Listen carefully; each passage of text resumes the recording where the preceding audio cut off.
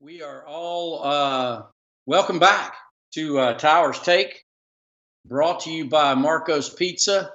I hope you're not hearing this twice. We're having a little bit of technical issues, a little bit of a delay, so hopefully I'm not saying this twice. If I am, I apologize.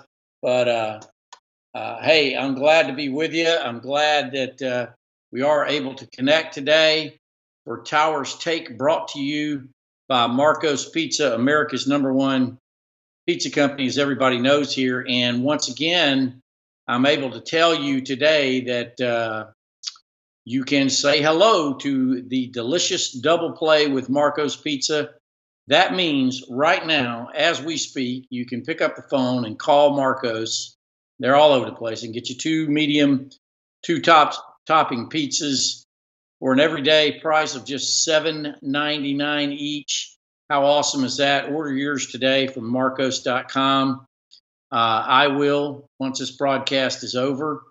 And I am really hungry, so I think I might go for the extra large rather than two mediums. I wonder which one is most.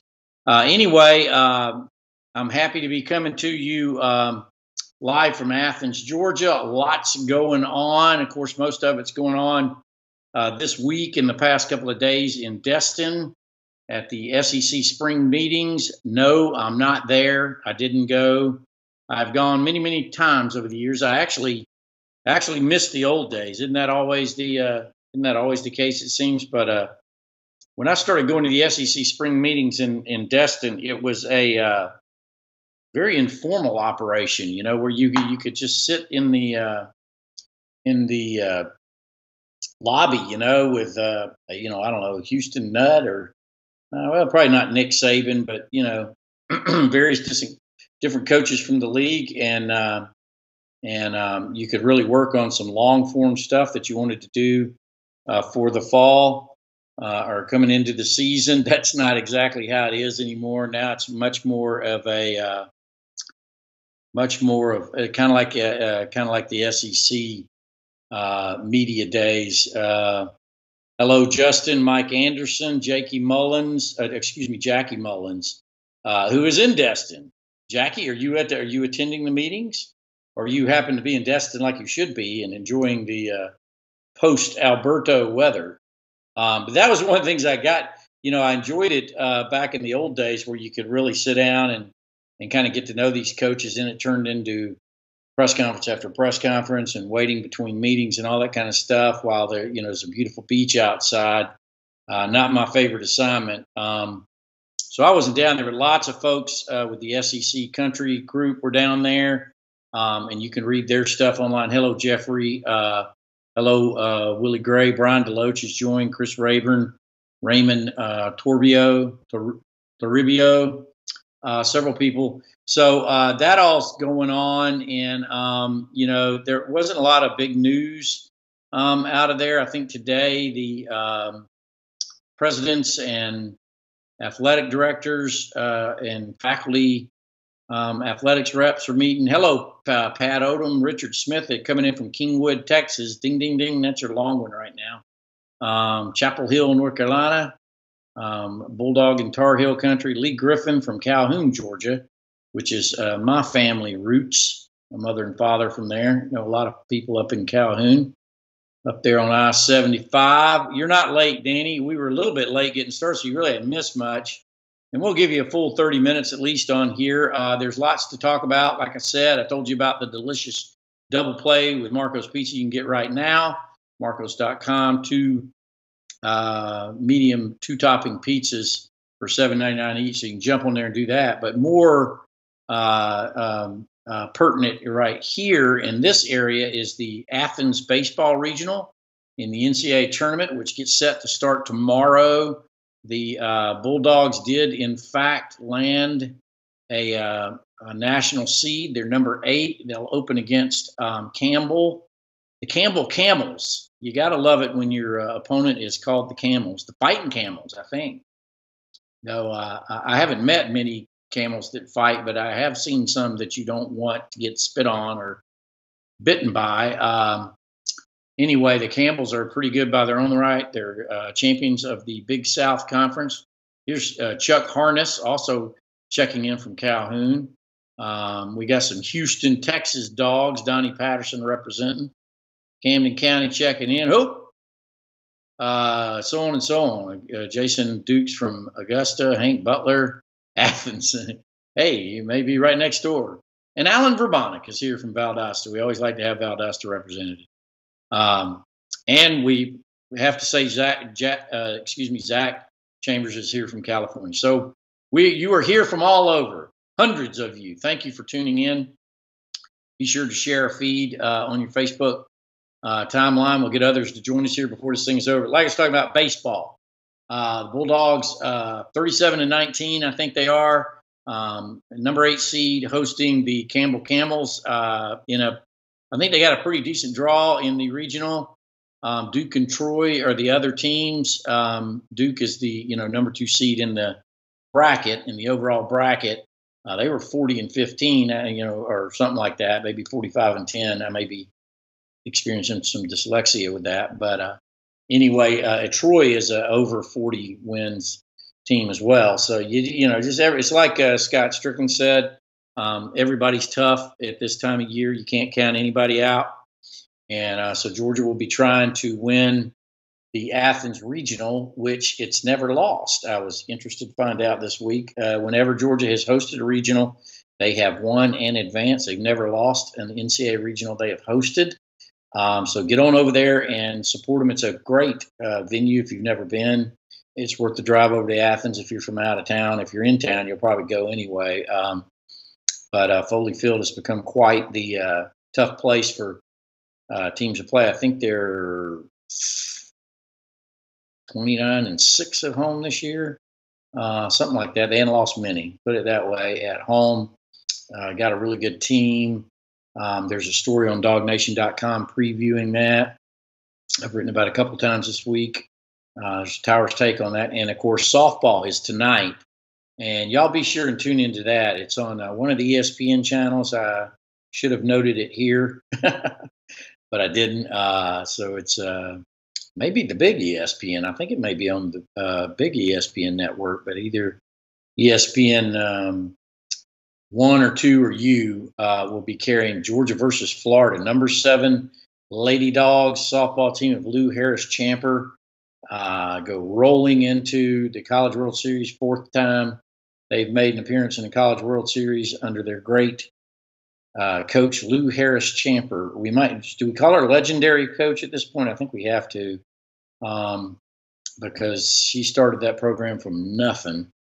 And I give Vince Dooley a lot of credit for finding her. He still is a huge Lou fan and tries to get over there as often as possible. But he really liked her from the get-go, and she's been a great hire. And that's a tough league, the SEC play in. And once you get to the College World Series, all bets are off. Georgia has never won a national championship in softball.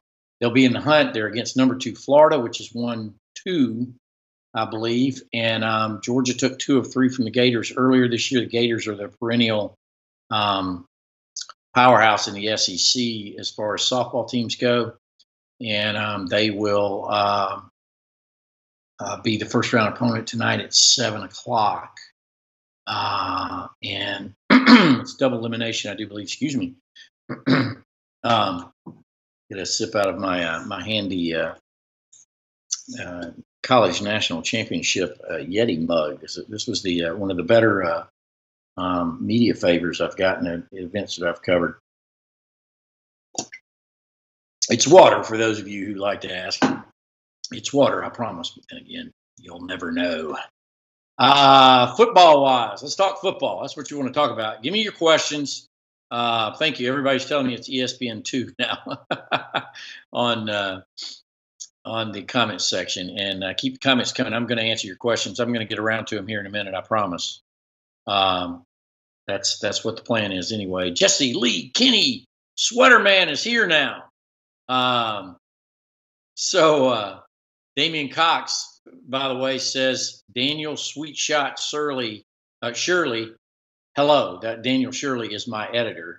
So Damian Cox says hello from Anderson, South Carolina. Um, anyway, so that's on ESPN2. But we want to talk some football, don't we? So apparently, Tramel Wallflower is indeed going JUCO. That's according to Kip Adams of 24/7 Sports. I've known Kip for a long time. He was covering recruiting back when I was covering recruiting. I assume he knows for sure. I sent a couple of messages out when I saw his report.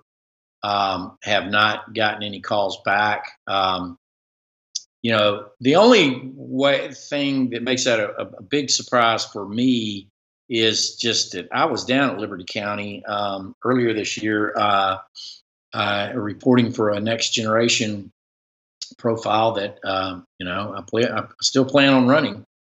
Maybe I'll run out to Hutchinson, Mississippi now, and update that story. I think that's a good idea, don't you think? Let me see some thumbs up if y'all think I should go to Hutchinson, Kansas, not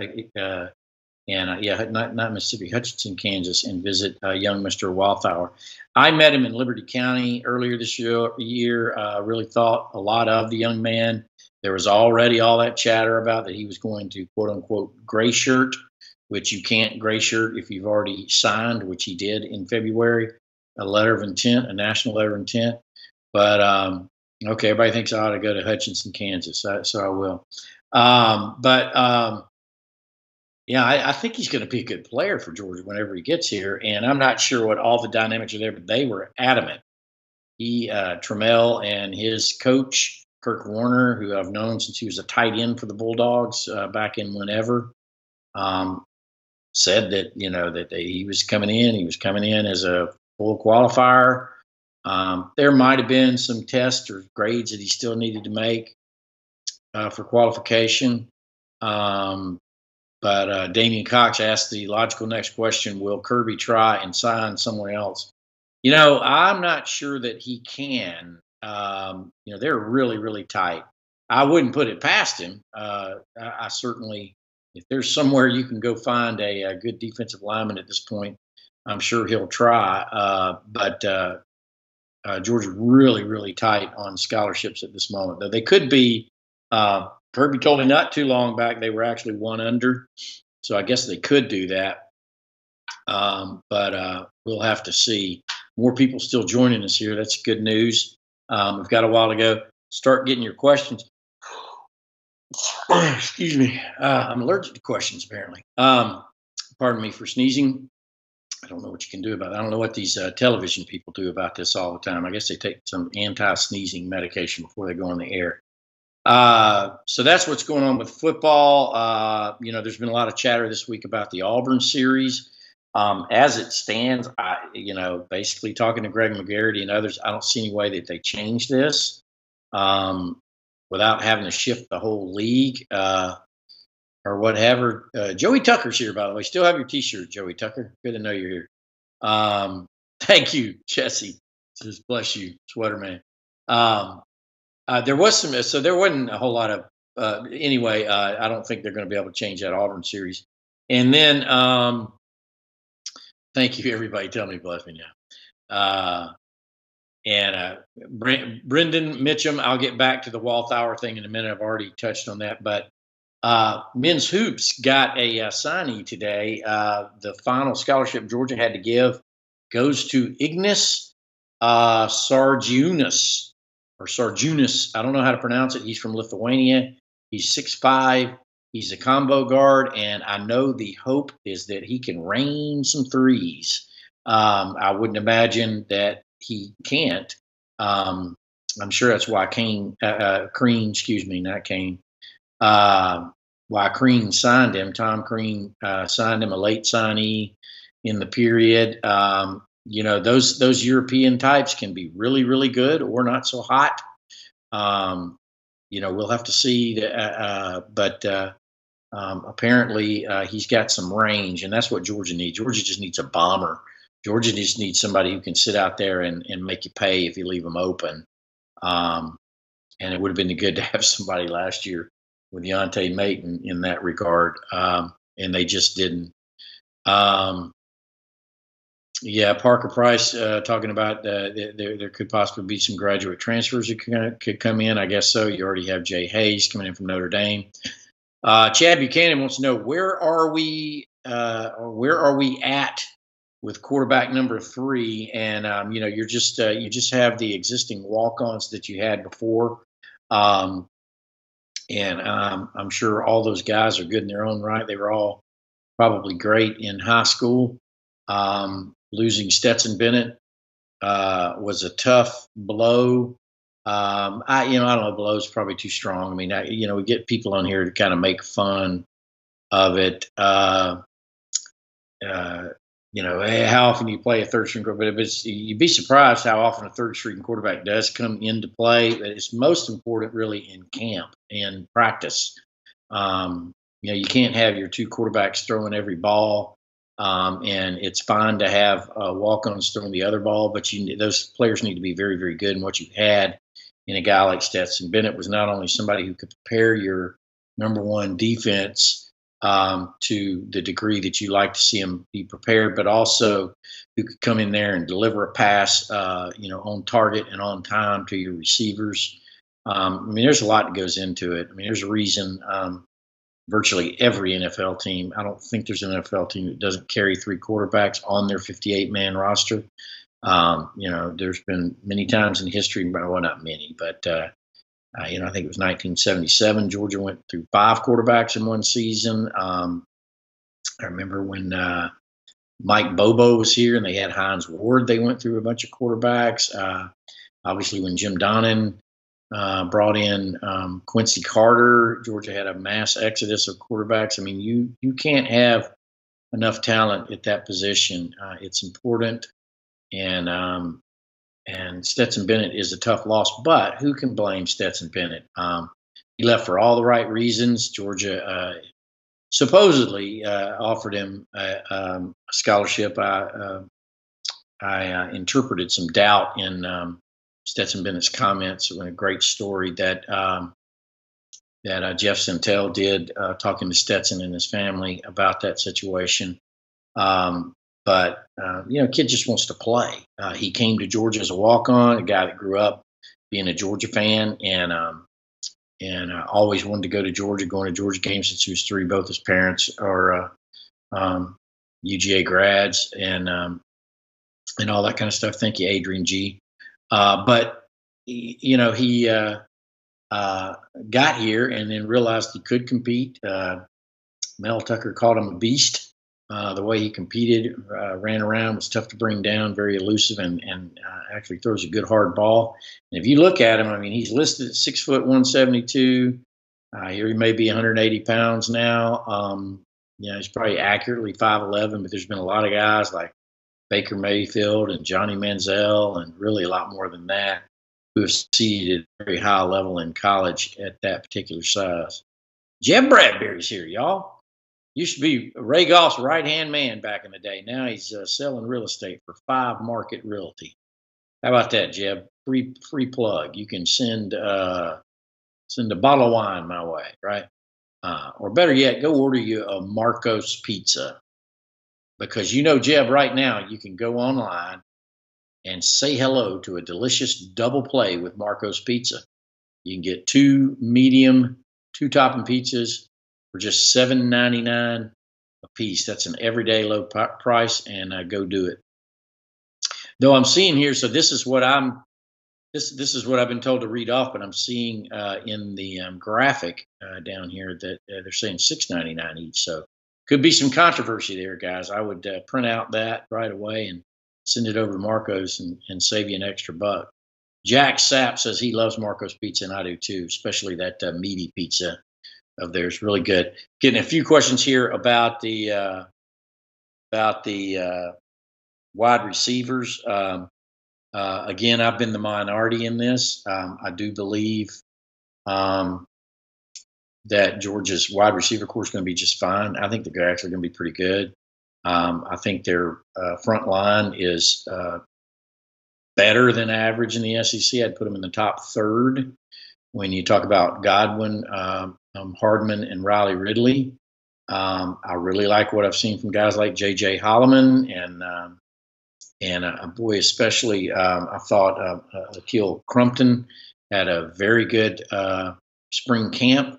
If he can carry that over, he can bring a lot of the same attributes that you had with Isaiah McKenzie to the position. It takes a while, but it looks like he has been able to master the playbook and everything that they have on there. And so I like Georgia's wide receivers. I know there's not as many. Stars per se, though I think Terry Godwin is a whole lot better than everybody gives him credit for. One of the tops in the NCAA last year at this obscure stat that ESPN gives on catches per target. He just doesn't drop the ball, and he usually makes a play or scores or a first down when he catches it based on that algorithm. So how are the running backs? Christopher Bradley, Crucell wants to know. And as we know here at Dog Nation, you just can't get enough of running backs. They're fine. They're good. No injuries. In fact, let's talk about this for a second. The freshmen, the rest of the freshmen, besides Trammell Wallflower, as we touched on earlier, are reporting today and tomorrow. Today's the 31st. Tomorrow is June 1st. Kirby wanted them all in, I believe, this week. They'll spend the weekend orientation, and they will, go through registration on Monday and start classes on June 4th, and for the summer semester. So I guess that's 16 now that are coming in. Get to this question real quick before it goes past my timeline and I forget. Barry Gully wants to know, does Kevin Butler still coach for Georgia? He does not. And Olivia Godwin is here, y'all, and says, thank you, Chip Towers. That is just my opinion, Miss Godwin, even though I do hold you in especially high regard and would suck up to you in any way possible. I do happen to believe that Lil T is one of the better WRs in the US of A. And I do believe that. Ken Blankenship is here too. Oh, y'all, it's family hour, apparently. Ken Blankenship, brother of Rodrigo Blankenship and bird watcher extraordinaire, tuning in from out in New Mexico, I believe it is, or Arizona. I'm sorry, Arizona, isn't it, Ken? Thank you for being here. But I happen to believe that, Mrs. Godwin. I do believe your son is a special player. And man, if he were 6'5", he probably wouldn't be here anymore. He had a chance to go to the NFL last year. Jack Sapp pointing out that Theron Sapp, the Drawbreaker, is his great actor. So it is the family hour. Thank you so much. And Jack Sapp says he respects the specs. And I think everybody does. Boy, Hot Rod earned that. I got to tell you, and this is just not to suck up to Ken or to his sister Trina or Kenny Blankenship, Rodrigo's father, or his mother Isabel. But it's been really impressive the way that kid handled everything that came his way, and has turned out to be a fantastic weapon for the University of Georgia. I hope he can carry it on. Georgia will have to get some more contributions out of the kicking game this year. I did want to touch on real quick before we get too much later. We only got about 5 minutes or so left, so get your questions in quick. But a couple of television notes in case you missed them. I don't know how you could, because it's amazing how we react to TV news, how you as readers react to TV news. Anytime there's TV news, game's going to be played such and such a date on such and such a channel. Bam! Everybody hits that. We get it up as fast as we can. But the opener against Austin Peay was announced down to the SEC meetings as a 3:30 start on the SEC network. The South Carolina game in game 2, 3:30 start on CBS.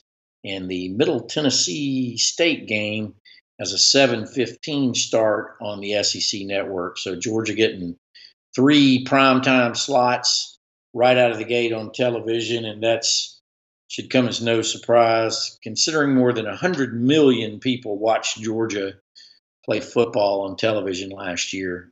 Julie Craig saying, Hire Kevin Butler. Hashtag hire Kevin Butler.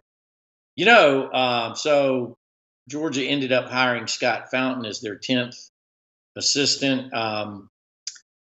Kevin wasn't really, as I understand it from Kevin, and I'm friends with Kevin, or at least I like to call myself a friend to Kevin. I think Kevin um, would concur. But anyway, we went to school together at Redan High School, and I've known him since he was a center half, as we used to call it back then, for the Tucker YMCA soccer team. He was a really good soccer player, by the way, as you could imagine. I don't think he was interested in becoming a full-time assistant, but he was interested, or expressed some interest in getting on to Georgia in some kind of capacity. I'm sure there's a lot that Kevin could bring to Georgia, and now that he's a new UGA grad, I would imagine he could be hired for any position over there. I think it generally requires a college degree to be at Georgia. Yeah, got some people here asking about the defensive lineman release from Clemson. I haven't followed up on that. I assume that's a possibility. Georgia has been talking to him, so we're getting in there in the tight minutes. Parker Price wants me to touch on the Trey Bishop stuff. The Travion Bishop. I almost don't want to, but I will. I met Trey. And did a next generation profile down there in South Georgia with him. He's under arrest on felony charges. Kirby Smart, gave me a rare reply to request for comment on Trey, so I know that they're standing up for him. But it's a sexual oriented charge. It's illegal eavesdropping, which means videoing somebody without their permission and then showing it to somebody else. I don't know what's going to come of that, Parker. That's in the court of law, and let's let that run its course. We don't need to be writing about that every day and talking about it every day in the meantime, because you just don't know. What's true. We reported it, and I don't have any problem doing that. When it shows up in the jail log and it's a felony charge, you can bet it's going to be reported, even when it's not a felony charge. That's kind of our job, y'all. It's of a working free press. You're supposed to do those kind of things because we laud these guys for all their football accomplishments, and we have to point it out when they are human beings as well. If they are that, they make mistakes. Charles Kaiser, any news on Ben Cleveland? I have got to get my bell back over here. It's actually not too far away, but I'm not going to walk out of shot to go get it. I got to remember to put it over here. Mark Andrews Sr., who had a great question for the UGA question, Dog Nation question of the day, by the way, answered this week. Y'all be sure to go on there. Okay, there's an email, UGA question of the day at gmail.com. Put your questions in there. I go in there and answer them personally. So does Jeff Santel. And there's great questions in there, and we answer them to the best of our abilities. Mark Andrews had the one this week, and he points out, need defensive tackles. Where are we going to get them? So you'd be all right as long as you don't have any injuries right now, but that doesn't happen very often. Jack Sapp points out very aptly, innocent until proven guilty, let it be. Jesse Lee Kinney, who obviously took some journalism in college, has got to take the good with the bad. That's your job. Thank you. Ladies and gentlemen, Christy Bedell Morrell is now watching, and that's my girl, and I appreciate her doing that. She certainly doesn't have to. Get your questions in. We're down to the final minutes here, so let me see what you got. Scott Whidden wants to know, what's our defensive backs look like for the upcoming season? Again, that's another one. I think it looks okay. Trey Bishop was figuring into that situation at safety, but again, I think Georgia's first 5 or 6 are pretty good there. Depth and injuries are going to give you some tests and some challenges. Tom Gross finally caught the show live. Way to go, Tom. We come on at 6, by the way, every day this time. Trip Davidson says he needs a Marco's Pizza. Well, Trip, I'm glad you asked, because all you have to do to say hello to a Marco's Pizza is to go to marcos.com or call them in your local directory. Marcos.com is very handy, and right now you can get 2 delicious um, medium pizzas for only 6 or 7.99 each. I'm getting conflicting information. 2 medium, 2 topping pizzas. That's your everyday low price. Go in there and ask them about it. Ken Blankenship wants to know about Tyson Campbell at cornerback. I guarantee you that's a question that Kirby Smart is asking probably as we speak, because they're going to give him a good hard look. 5-star cornerback from Miami, Fort Lauderdale area. He's going to get a look really quick. Georgia could really use his help. Got a question about replacing Roquan Smith at linebacker. You don't replace him. Those who've been here regularly have heard me say that. There's not going to be a replacement for him. He's maybe a once-in-a-generation player. But I do think Monty Rice and several of those guys will be able to do the job. Tom Gross wants to know what's the word on Mark Webb. He is actually caught up with Kirby on this doing UGA coaches caravans last week. Hope y'all got to see some of those stories I wrote on Dog Nation. But Mark Webb back at it. It was just a meniscus situation. He just had a cleanup situation in his knee, and he's already working out. So that's good news for Mark Webb. And that's why I say I do think that Georgia's defensive backfield situation is not all that bad.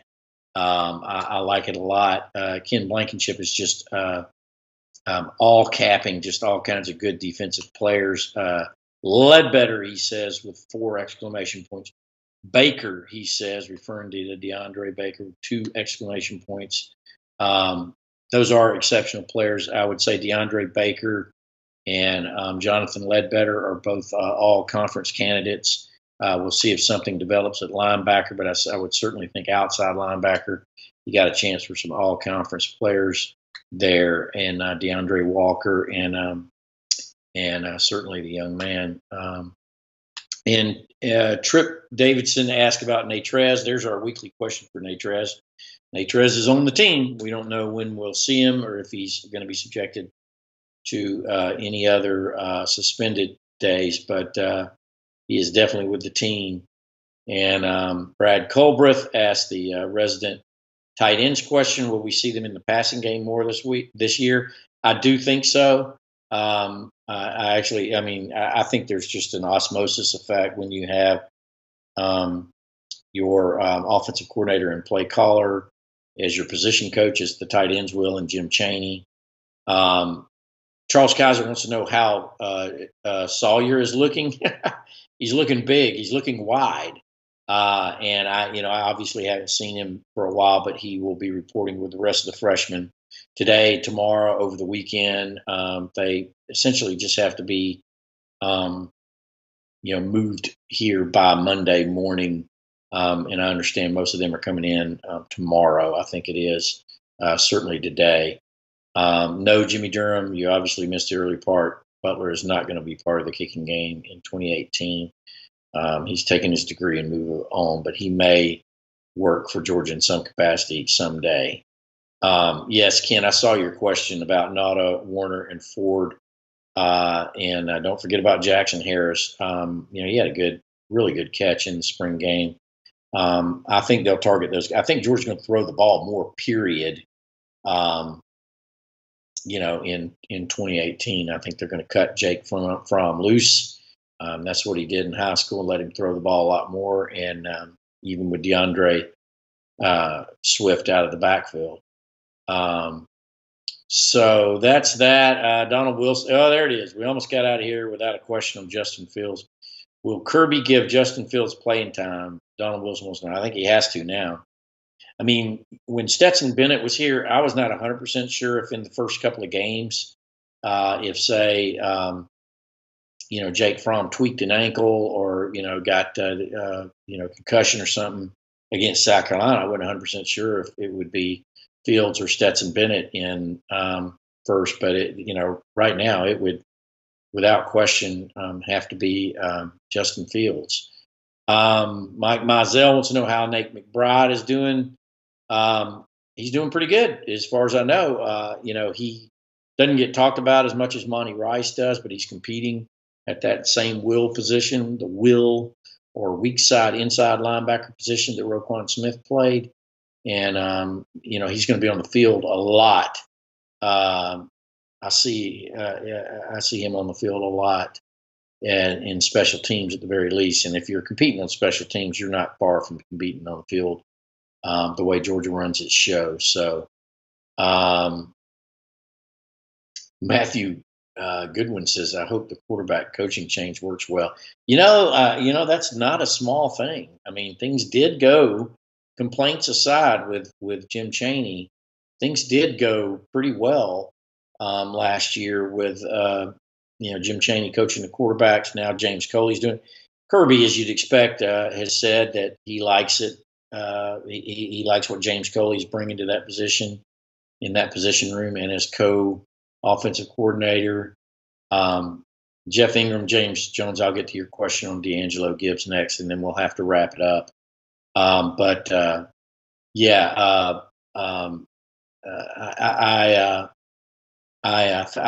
think they'll do fine. I'm sorry, I got distracted here. Some people are saying they don't think they should play Justin at all. I don't agree with that. I think he needs to go. A lot of other questions about D'Angelo Gibbs. Kirby made it clear on the coach's caravan that he is not 100% back with the team yet. He is back in school, and I think he'll earn his way back on eventually. In what capacity and how, I don't know. Clay Glenn. Right now, all we have is 24/7's Kip Adams reporting that Walthour is on his way to Hutchinson Community College in Kansas, and we will continue to check on that. Let's wrap it up here. I've gone over time. I was a little bit late getting started. Hey, we'd go all night if we could, but we can't. So I want to thank Marco's Pizza, as always, for sponsoring this show and a lot of different stuff on Dog Nation. It's a terrific company, America's #1 pizza company, and they happen to make really good pizza. And right now you can take advantage of their delicious double play and get 2 medium pizzas with 2 toppings for an everyday low price. And that's a really great deal, $6.99. You get the deal of $6.99. Tell them that Chip said that's what it is, and not the $7.99 one that's popping up at other places. So thank them, and thanks for for hanging out with us at Dog Nation all the time. I'm heading out of town this weekend for a short little mini vacay. I'll have a Towers Take up in the morning that I think you'll find of great interest, and that'll wrap it up for me this week. But I will be here next week, as I am every week, at 6:00 on Thursday night for Towers Take, brought to you by Marco's Pizza on Facebook Live. Until next time, thanks for hanging out with me, and I'll see you next week and on DogNation.com every day. See y'all.